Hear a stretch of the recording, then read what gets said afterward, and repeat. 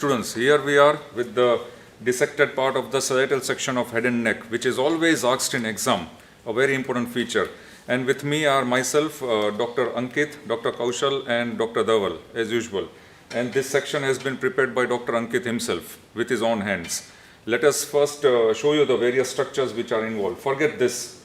First you forget this, because this is our brain. This brain will be in the next session. So except this brain, we come down just immediately below the brain. A wonderful here, beautiful section Dr. Ankit has taken, and here it is the sphenoidal air sinus. Very beautiful representation, sphenoidal air sinus. Just in front of sphenoidal air sinus, see here how beautiful these shelf-like projections are there. 1, 2 and 3. All these 3 shelf-like projections, they are called concha. So individual it is called concha, and plural it is called conchae. Superior concha, middle concha, inferior concha. They are shelf-like projections in lateral wall of the nasal cavity, as it was described by Dr. Kaushal and the blood supply etc. by Dr. Ankit. Now the space here below the superior concha, where I am putting the forceps, will be the superior meatus. Space below the middle concha will be middle meatus, and the space below inferior concha is called inferior meatus. Similarly, anteriorly here, this is vibrissae, the hair follicles, atria, atrium. Then we come down posteriorly, just behind the inferior nasal concha, around 1.25 centimeter behind. If I pass the forceps inside, if I show you this, where the forceps is going inside. The forceps where it is going inside will be known as tubal opening of auditory tube. This is the tubal opening of auditory tube, and this portion here is tubal elevation. Similarly, just from below and posteriorly, a fold is going down. I am tracing with the help of forceps. This fold which is going down from the tubal elevation will be known as the salpingopharyngeal fold. Another fold which is present here, which is going towards the side of the soft palate, is known as salpingopalatine fold. Where is the soft palate? This entire structure is the soft palate. This is the hard palate. This structure is the hard palate. Soft palate, like a curtain, it is hanging down, and here this is uvula. Median projecting fold, uvula.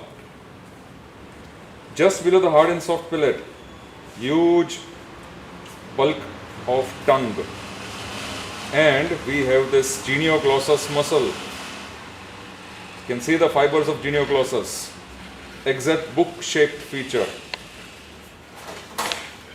Then we have the nasopharynx. This area is nasopharynx, where the tubal elevation is there, where the auditory tube will open. Other name of auditory tube is eustachian tube, other name of eustachian tube is pharyngotympanic tube. Behind that, where I put my forceps here, this is an empty space. And this empty space is a blind space which is called pharyngeal recess or lateral recess, or it is called fossa of Rosenmuller. It is a blind space behind the tubal opening of auditory tube and in front of this prevertebral fascia. That is the posterior wall of the nasopharynx. Then we come down over here. This is the bulk of tongue, so this area will be oropharynx, deep inside. And exactly the level of soft palate here, approximately posteriorly at this level, there will be Passavant's ridge. We have discussed with you during the lecture series of the pharynx. What is Passavant's ridge? That is a circular partition of the palatopharyngeus muscle, a circular fibers which will act as a sphincter, where this soft palate, uvula, if it is elevated, it will come in approximation with this ridge and it will close the nasopharyngeal isthmus. Below the oropharynx here, this portion will be the, from here, this will be the starting of laryngopharynx, because it lies just behind the larynx. This is epiglottis, this is vallicula, exactly see how beautiful this section has been taken by Dr. Ankit. This is the median glossoepiglottic fold. And this is the lateral glossoepiglottic fold, which I am holding. And give special thanks to Dr. Dhaval. Right now, he is in stooped portion, he is in stooped posture, and he is showing you all these folds. Median and lateral glossoepiglottic fold, and this is vallicula. And this is exact sagittal section, median section of the epiglottis. So this is the base of the tongue. And here, this is the starting point of inlet of the larynx. Starting of inlet of larynx. And where the forceps is going, this is the larynx. Later on, when the larynx lectures will commence, we will show you the entire structure of larynx. And here, this is the laryngopharynx, which will pass through esophagus. So, laryngopharynx will continue with esophagus, roughly at cricoid cartilage, level of cricoid cartilage. Here, this is the vertebral column, cervical column, and base of sphenoid, as this is the sphenoidal air sinus, basi, occiput, atlas, arch of atlas, odontoid process and axis, and the remaining cervical vertebrae. So here, this is the sagittal section, which is seen as it is, which is always asked in viva during the head and neck sagittal section, and in detail. Now, what other structures are asked in viva will be, supposing this nasal cavity is there. As of in today's lecture, we can ask you what is the blood supply of nasal cavity, lateral wall of the nose, what is the nerve supply of this lateral wall of the nose, what is the lymphatic drainage, etc., which was discussed with you in detail. Similarly, in case of the oral cavity, we can ask you about tongue. Supposing we ask you, we keep forceps here, we ask the students, what is this substance? So the students have to answer, it is the substance of tongue. Then next question can be, what are the muscles of tongue, extrinsic and intrinsic muscles? We can ask you any muscle. We can ask you about the nerve supply of tongue. Same way here, in the exam we put the forceps here. What is this? Then students have to answer, this is soft palate. What is soft palate? And how many muscles are there? 5 muscles are there in soft palate. Describe each and every muscle. Once again, you have to describe each and every muscle. This is how the viva will go. Supposing we keep the forceps here, like this, and we ask the students, where is this forceps going inside? It is the opening, tubal opening of the auditory tube, nasopharyngeal opening of the auditory tube. What is the length of auditory tube? Which are the muscles which are attached to auditory tube? What is the blood supply of auditory tube? These are the questions which are asked in practicals and viva. So, here, I will first give you orientation about, this is the cranial margin, skull, as usual the brain, this is the nose, these are the lips, oral cavity, tongue, mandible, root of the tongue. Similarly, this is the caudal margin, this is the cervical vertebral column, dorsal part of the neck. So this is an orientation. This is the same sagittal section of the previous one which I had shown it to you. Now see how excellent it has been taken. Each and every points, if you see here, the mandible, the tongue, the epiglottis, here you see the cervical vertebral column, you see the epiglottis, etc. It has been perfectly taken exactly in the mid-plane. Once again, you should thank Dr. Ankit and Dr. Dhaval and Dr. Kaushal. They are behind all this hard work.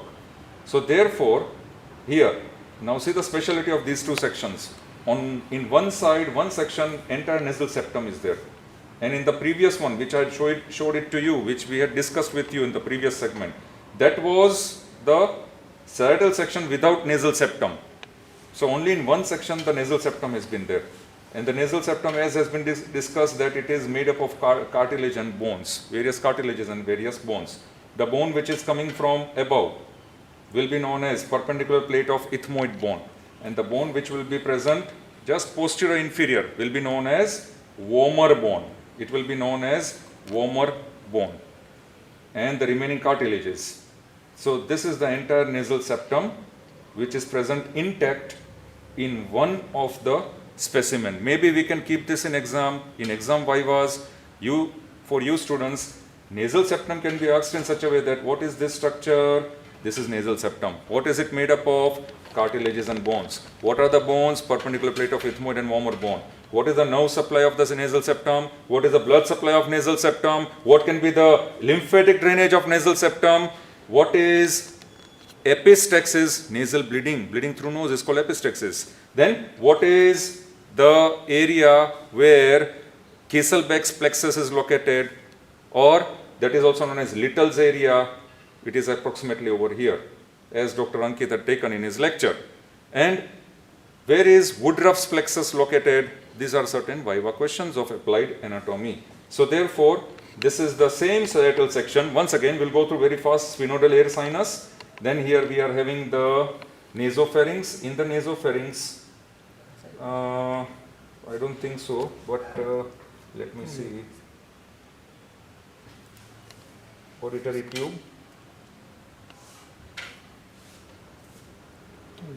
Deep, it is very deep inside because we have to remove the nasal septum. Then only deep inside we will be able to view the auditory tube. This is soft palate uvula. Here this is the tongue. Then this is the epiglottis. This is the vallicula, median and lateral glossoepiglottic fold. Then over here, remember piriform fossa was discussed with you. So this is where I put the forceps here. This is the piriform fossa. Lateral wall of the laryngopharynx, where my forceps is there. This entire fossa is piriform fossa. It was known as smuggler's fossa. Ancient times they used to smuggle certain things or certain objects. They used to keep it over here, which is bounded by thyrohyoid membrane and the laryngopharynx here in the lateral wall of the laryngopharynx. So this is the thyroid membrane, and medially it is closed by the lateral margin of epiglottis and arytenoid cartilage. Aryepiglottic fold medially and laterally thyroid membrane. So this area is the piriform fossa. So this much is about the sagittal